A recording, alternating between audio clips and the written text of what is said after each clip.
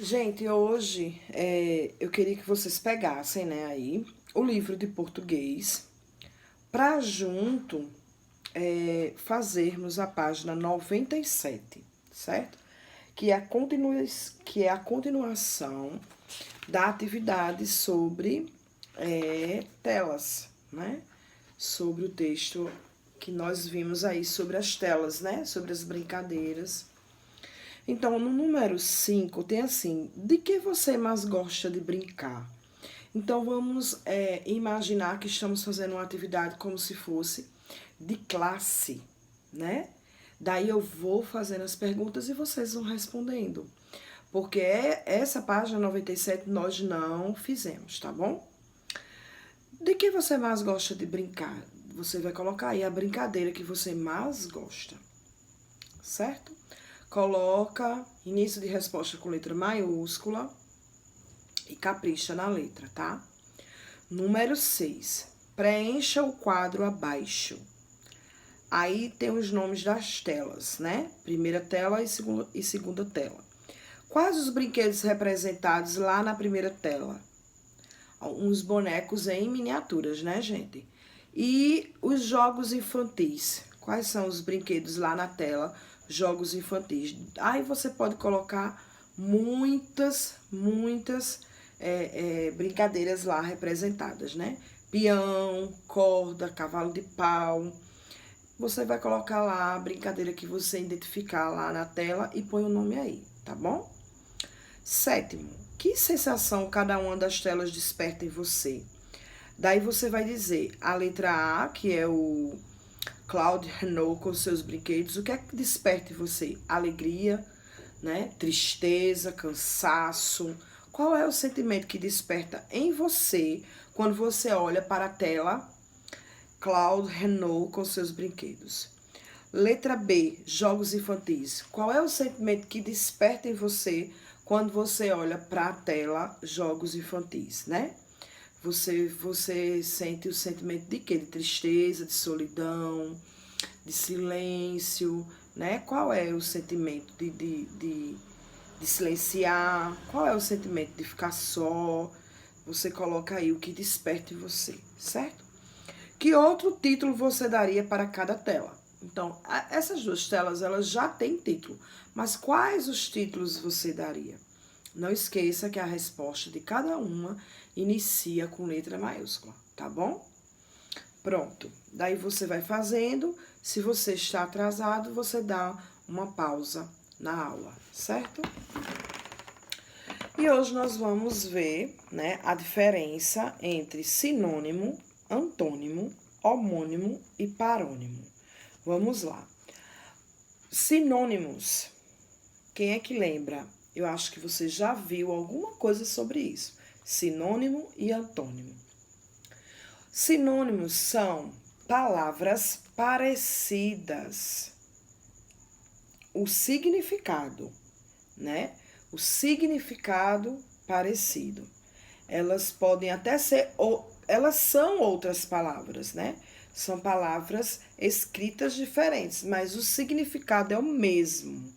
Então, sinônimos são palavras que têm o mesmo significado, tá? Já antônimo são palavras que têm significado contrários, né? É o oposto, certo? Vamos lá. Por exemplo, qual o sinônimo de alegre? Qual outra palavra que eu posso substituir por alegre? Qual é o sinônimo de alegre? Feliz, né? Contente, significa a mesma coisa. E antônimo? Qual é o antônimo de alegre, né? Que é o oposto. Então, alegre, triste, certo? Então, não esqueçam, sinônimo são palavras que significam a mesma coisa. E antônimos são palavras que significam o oposto, o contrário, certo? Sinônimo e antônimo, eu acho que não é uma novidade. Vocês já ouviram falar lá no quarto ano, tá? Mas nós vamos hoje para homônimos e parônimos. Presta bem atenção. As palavras que são homônimas elas são geralmente escritas do mesmo jeito, mas elas têm significados diferentes. Vamos ver aqui alguns exemplos que eu separei para a gente entender melhor. Qual o caminho, olha, qual o caminho para a casa de Pedro? Caminho para a casa de Pedro. Eu caminho na praia. Então, esse caminho aqui, ó, do segundo exemplo, é caminho de caminhar, né? Dá uma ideia de caminhar. Eu caminho na praia. Estou sempre andando na praia, né? Qual o caminho para a casa de Pedro? Aqui é outra coisa. Caminho, né? Caminho para a casa de Pedro. Entenderam? Então, aqui são palavras escritas do mesmo jeito, porém o significado diferente. Então, são homônimas. Homônimas. Vamos para outro exemplo. Você quer que alguém leve este material? Esta embalagem é leve. No primeiro exemplo, esse leve, você observa logo que é do verbo levar, né? Alguém leve. E no segundo exemplo, é leve, ó, maneirinho, já é outra coisa, né? Nós até podemos dizer assim, ó, leve verbo e leve adjetivo, né? Porém, as duas escrevem do mesmo jeitinho. Então, são palavras homônimas, tá? São homônimos aqui, ó. Leve, leve, homônimos. Ou palavras homônimas, certo? Então, geralmente se escreve do mesmo jeito, mas o significado é diferente, tá? Deu para entender um pouquinho as palavras homônimas, os homônimos? Então, vamos para os parônimos, ou palavras parônimas. Elas são escritas um pouquinho parecidas, né? Você até se engana na pronúncia, no som, mas elas são também significados diferentes, elas têm sentido diferente. Um exemplo que nós conhecemos muito e que nós até vimos aí recentemente na nossa avaliação. Olha, João é muito cavalheiro, cavalheiro. João é educado, gentil, né? Aquele cavaleiro ganhou a corrida. Aqui nós temos LH, que é um rapaz gentil, né? Educado. E aqui nós temos LE, que é justamente quem monta a cavalo. Então, essas palavras, cavalheiro e cavaleiro, elas são palavras parônimas. Nós estamos vendo aqui um parônimo, né? Certo? Vamos para mais alguns exemplos. Então, baseado nesse entendimento das palavras parônimas, que elas são escritas mais ou menos parecidas, a pronúncia quase que idêntica e o significado diferente, eu trouxe alguns exemplos, ó. Comprimento, cumprimento. Aqui é comprimento, a medida, né? Qual comprimento? E aqui é de cumprimentar, né? Saudação. Aqui nós temos emergir. Emergir, vir à tona, né? Tá lá dentro da piscina, do lago e emergiu, né? Veio à tona, veio para cima. E emergir, mergulhar, né? O contrário aqui, ó. Só que são escritas bem parecidinhas, porém, não são a mesma coisa, tá? Vamos para outro exemplo aqui. Ó, tráfego e tráfico. Aqui se diz respeito a trânsito, né? Trânsito e tráfico é outra coisa, né? É como se fosse alguma coisa voltada para comércio ilegal, de drogas, alguma coisa desse tipo, tá bom? Tráfego e tráfico é diferente. Soar e suar. Soar é voltado para o som, né? O soar do sino é voltado para o som. E suar, você lembra de suor, tá? Entenderam? Soar ou soar do sino.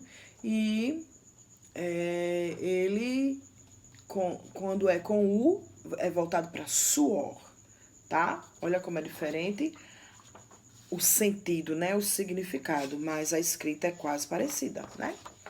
Descrição e descrição. Olha, descrição, para você descrever, né?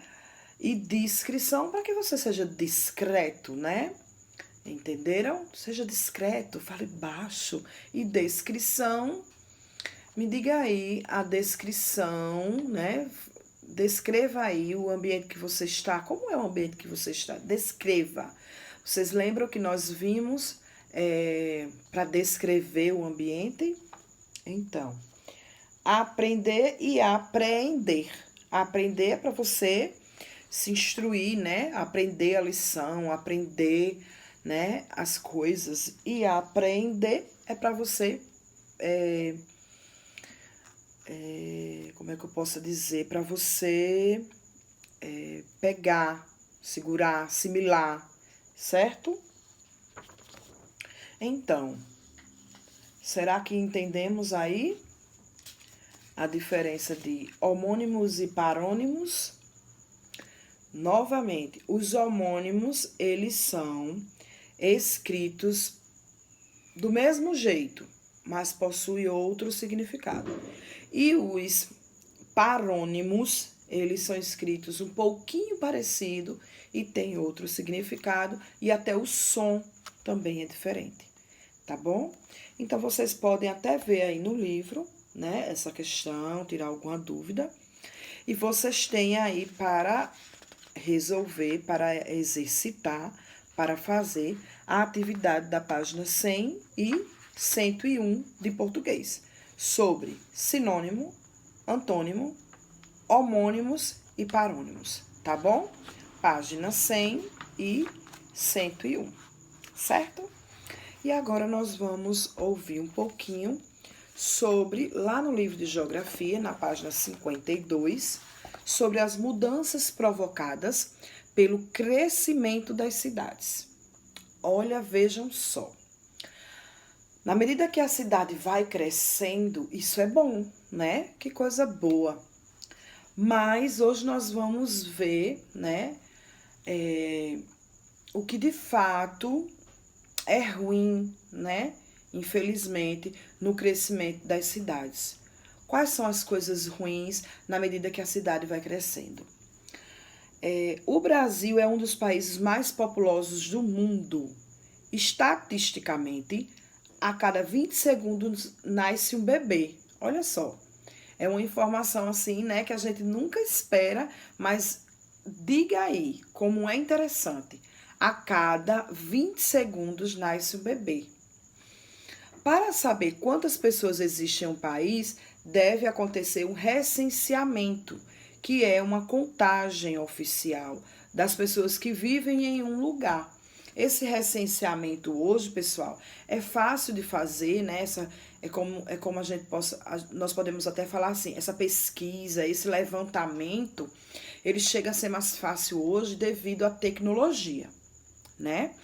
Então, há um órgão responsável por isso. Até já falamos sobre isso, que é o IBGE, certo?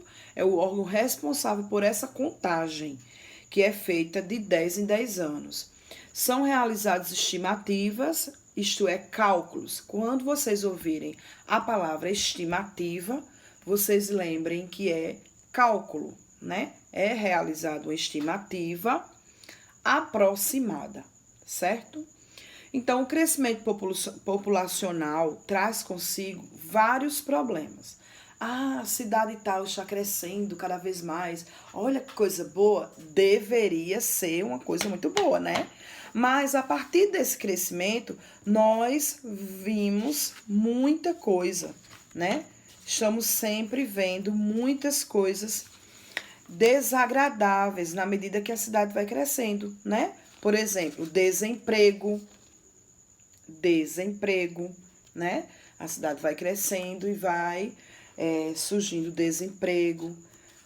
O engarrafamento, né? No trânsito, engarrafamento. O que mais?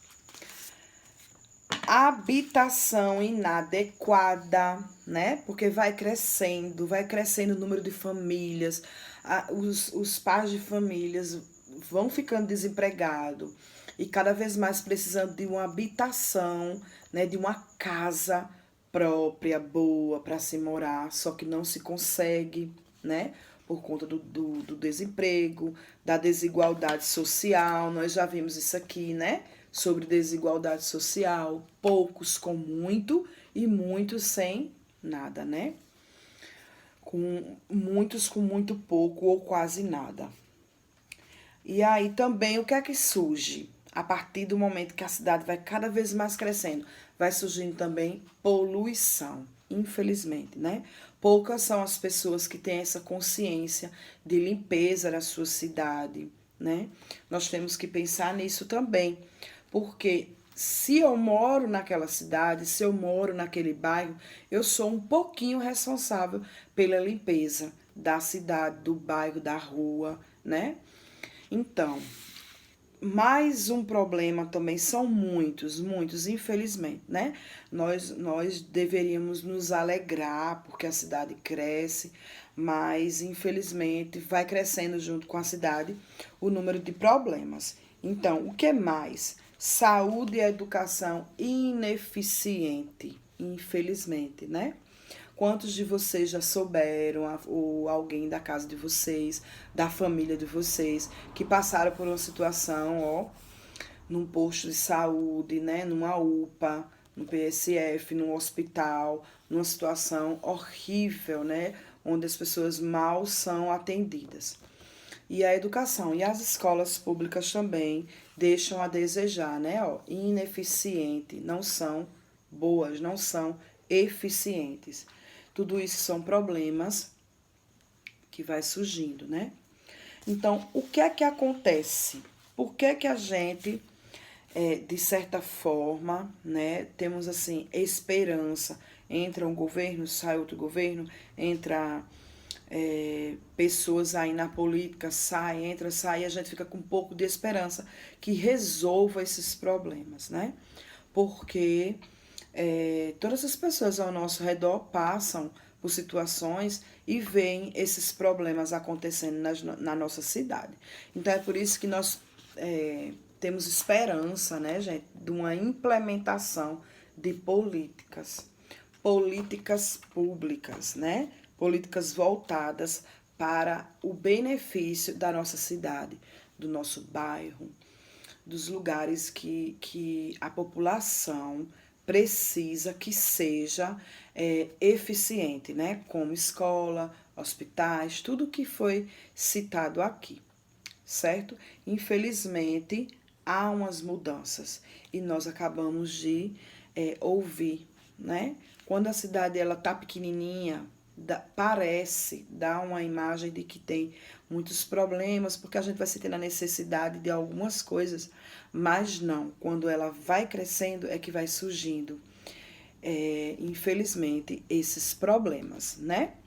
Então, vocês têm aí, na página 53, um exercíciozinho para resolverem sobre essa problemática aí, tá? Das mudanças provocadas pelo crescimento das cidades. Vocês têm número 1, 2, 3, 4 e o 5 para tentarem resolver, tá bom? Então, fiquem bem. Eu espero que todos tenham um belíssimo, um maravilhoso fim de semana, tá?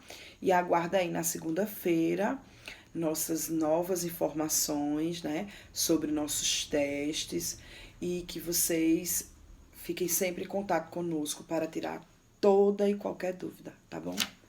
Beijo, fiquem com Deus e bom fim de semana.